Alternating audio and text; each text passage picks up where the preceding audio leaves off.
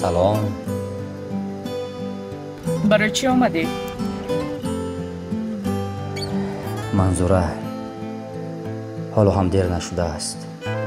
برگرد همش خوب می شود. چی خوب می شود؟ خیلی خوب می شود. زندگی من را 1 سال شد. در مدت این 1 سال صاحب چی شدی؟ حتی صاحب یک خانه شخصی من شده نتوانستی میفهمی؟ خانه شخصی؟ باز چی خانه شخصی؟ من نفهمیدم. من دیگر با پدر و مادر تو در اون خانه زندگی نمی کنم.